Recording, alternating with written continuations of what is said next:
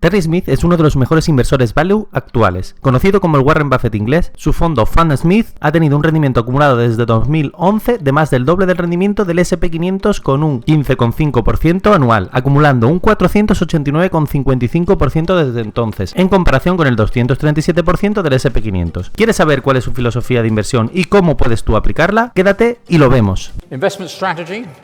Hopefully by now you've figured out that we've got a simple three-step investment strategy which we try to stick to. We try to only invest in good companies. That is the most important thing that we do. We try not to overpay when buying or owning the shares, and then we do the really tricky bit, which is nothing, which is never quite possible, but we endeavour to do it. I'm going to take you through each of those basically to try and illustrate whether or not we're doing what we said we're going to do. Como podemos ver aquí, Terry Smith es un inversor value que presenta una estrategia simple que no sencilla de seguir. A continuación, y tomando como índice estos puntos, vamos a ir desgranando. ¿Qué es una buena compañía? ¿Qué es no pagar en exceso? Aquí, algunos se van a sorprender porque no es lo típico que se piensa de una compañía barata. Y no hacer nada, que él dice que es el punto más difícil. Y sin más, empezamos. The primary measure of a good company in financial terms, which David touched upon in his introduction, I take from Warren Buffett's 1979 annual chairman's letter. The first and most important measure of a good company in financial terms is it makes a high return on operating profit capital in cash. The cash delivered in a reporting period divided by the capital employed is a high number. In our portfolio at the moment, it's probably 25%. Something like that. It's a high number, basically. Secondly, it has a source of growth which enables it to reinvest those cash flows. It's no good having wonderful returns on your business if you are landlocked into a very small segment, niche or geography, and you can't deploy the cash that's being generated to grow the business. You need both of those elements to make a truly great investment. And last but by no means least, you need a source of sustainable capital advantage to prevent mean reversion. If you make 25% returns on capital and you've got very good growth to enable you to reinvest at 25%, people are attracted to compete in your business. There's a perfectly good law of economics called mean reversion, which says that all returns revert to the mean in the end.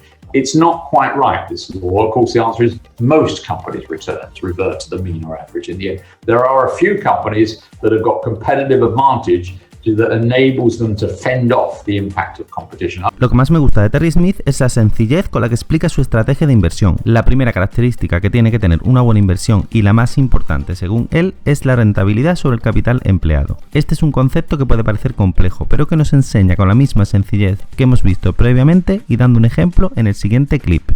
High returns on capital. Why is this important? Companies are just like us. People overcomplicate analysis. Companies have a cost of capital and a return on capital. If they make a return above their cost of capital consistently, then the value of the company grows over time. If they make a return below their cost of capital consistently, the value shrinks over time. Think of it in personal terms. If you go out to your bank and borrow money at 5% and you invested in FundSmith for the last decade at 18%, you would have become more wealthy, right? If you borrow from your bank at 5% and invested in somebody else's fund at 2% return, you would have become poorer. This is not, we don't need to get into higher mathematics here or any particularly sophisticated level of thinking. It's a fact.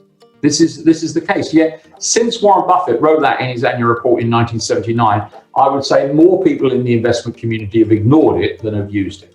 Una de las compañías con más peso de su fondo es Visa. Como podéis ver aquí, en la última década ha tenido un retorno sobre el capital empleado medio del 23,69% y el precio de la acción se ha apreciado en el mismo periodo un 18,63% cada año, teniendo un comportamiento excepcional. Si os está gustando el vídeo y os estoy aportando valor, por favor deja un like que ayude que llegue a más personas que le interesen, comparte si crees que a alguien le puede interesar y considera suscribirte si quieres seguir viendo más sobre inversiones, grandes inversores e independencia financiera. No te pierdas el siguiente punto que nos va a enseñar este gran inversor. A continuación va a hablar del crecimiento de la compañía, que es otra característica que considera importante. Además, si te está gustando Terry Smith y cómo nos enseña sobre inversión, aprovecho para recomendarte su libro Investing for Growth, que es un libro del que vas a aprender mucho. Te dejo el enlace en la descripción del vídeo.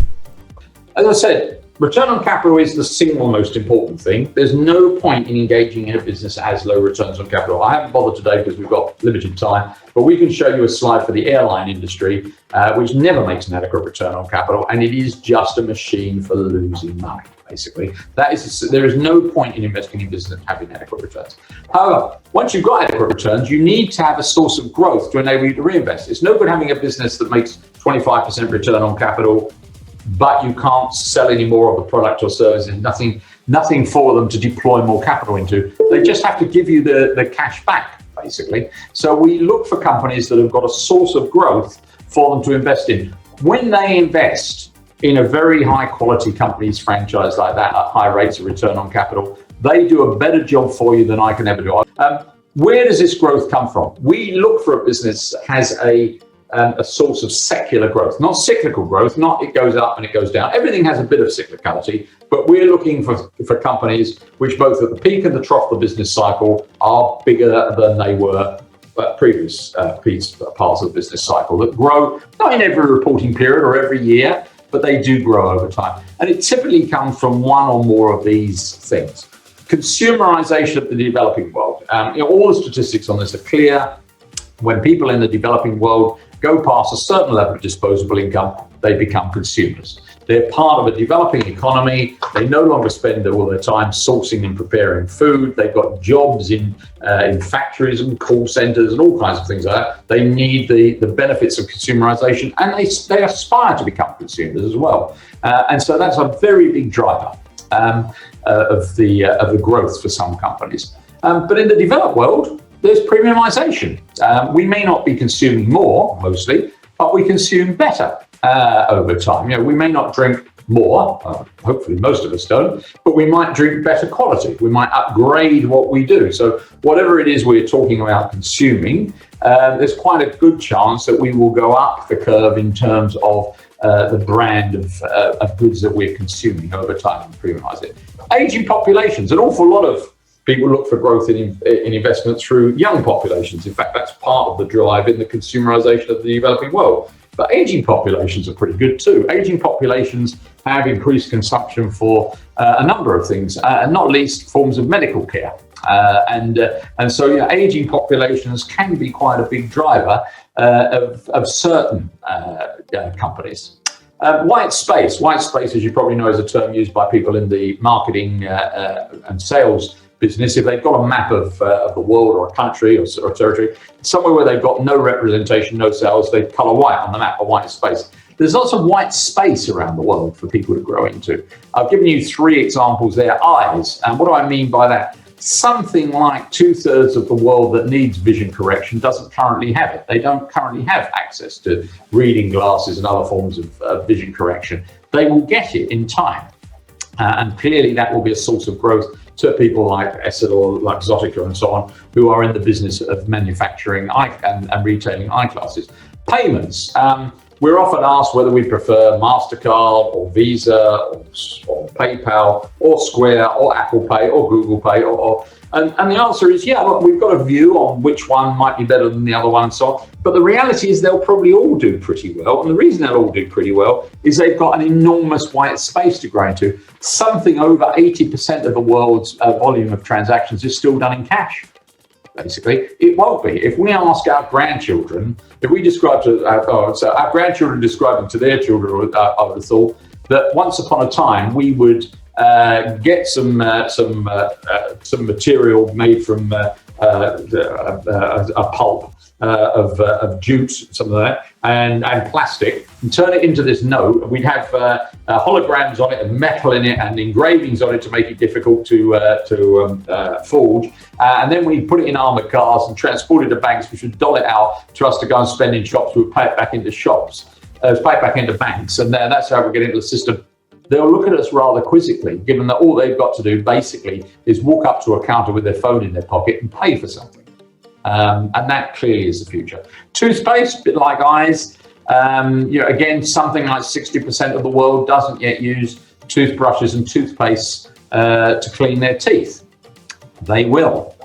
As I am fond of saying on this one, if you want to have an intimate relationship with somebody who started cleaning their teeth, best you take it up. I think would be my way of looking at it. And so, for people who are in this industry, like Colgate, there is clearly a very long runway, for want of a better term, ahead of them. And there are other trends which are just out there, which we alight upon. Just put a couple down there. Pets. If I had to pick one area of secular growth which appears to have a very, very long way ahead of it, it's spending on so-called companion animals or pets. Pets, as any of you who've got them will know, are on a journey to becoming full family members. Our spending on pets is rising very rapidly. I'll have to update this statistic, so I know that I'm a few years out of date, but in the year that I last looked, which was probably about 5 years ago now, time flies, Americans spent $10 billion per annum on diet pet food. Now, have a think about that for a moment. There are not very many pets that can open the cupboard. You could just try giving them less to eat. But no, diet pet foods are what they buy. And of course, for diet, read more expensive and higher margin, and so on and so forth. 40% of American adults live alone. To them, particularly during things like the pandemic, a pet is an important point of contact, basically. If you wanted a cat or a dog in America during the lockdown, you would have had to have gone on a waiting list. Testing is something we like as well. People do more and more testing as time goes by. Is there horse meat in your burger? COVID-19 has obviously given it a big boost as well. International trade, so it leads to a lot of boosting of testing of commodities and goods and so on. And sometimes these two things cross over. One of our companies is the world leader in veterinary diagnostic testing equipment. Testing pets is very important for two reasons. One is, I said, they're on a journey like their human owners. More and more of them are being given healthcare, which is as good as or even surpasses their human owners in terms of what's spent on it. And the other thing is testing is more important for pets than it is for the human animal for a very simple reason. They can't speak. It's no good asking them how they feel and where the pain is. So you have to do more testing to get an accurate diagnosis for pets. Terry Smith nos ha hablado de crecimiento secular, que es algo así como un crecimiento que podría durar por más de 100 años. Nos pone varios ejemplos en los que él espera este tipo de crecimiento. Por hacer un resumen, en primer lugar, el crecimiento del consumismo en los países en desarrollo. En segundo lugar, el giro hacia los productos más premium en el primer mundo. Tercero, el envejecimiento de la población. Cuarto, serían los espacios en blanco. Y por último, en quinto lugar, tendríamos las últimas tendencias como test o mascotas. Por poner un ejemplo, en el punto 2 habla del giro hacia productos más premium. Fan Smith tiene una posición importante en Estée Lauder, que es una empresa que fabrica cremas, maquillaje y fragancias, entre otros productos. Esta compañía tiene un importante sector de lujo, que hace que gane unos altos márgenes, en este caso una media del 78% de márgenes brutos, con una media de retorno sobre el capital empleado de entre un 24 y un 25%. Y a esto se refería Terry Smith con el giro hacia productos más premium del primer mundo y la posibilidad de crecimiento secular en este sentido. Nos quedaría el moat o ventaja competitiva de la empresa en el apartado de empresas de calidad, el punto 2 o qué hacemos para no sobrepagar una empresa y cómo no hacer nada una vez hemos encontrado y adquirido esta empresa de calidad. Lo veremos en la segunda parte del vídeo, mientras puedes ver este otro para seguir aprendiendo.